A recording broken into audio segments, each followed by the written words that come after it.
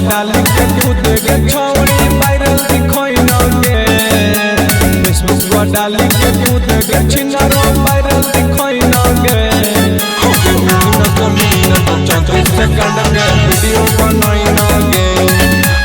न कमीना तो 34 सेकंड में सब कुछ दिखोई नगे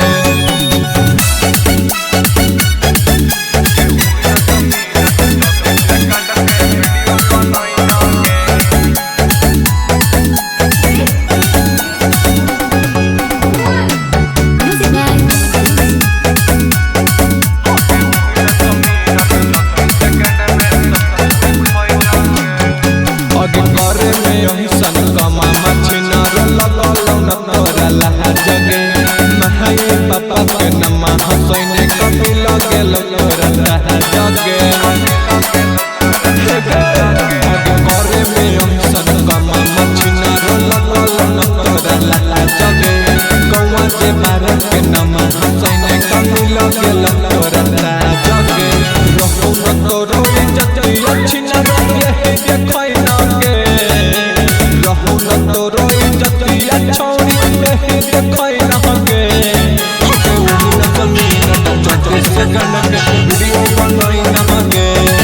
अबे वही न समीना तो 34 सेकंड में सब कुछ दिखाई नमगे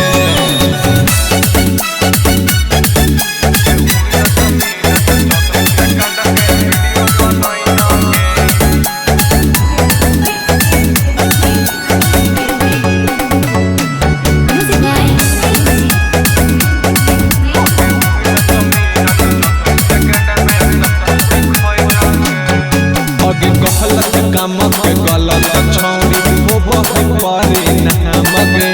सोचो न तो हुआ के पीछे हो तो कोई तोरा ना जामगे गलत काम के गलत छौरी वो बहुत पारी ना मगे सोचो न तो हुआ के पीछे हो तो कोई तोरा ना जामगे पर निराला ने सोचपतिया काहे न बताई नगे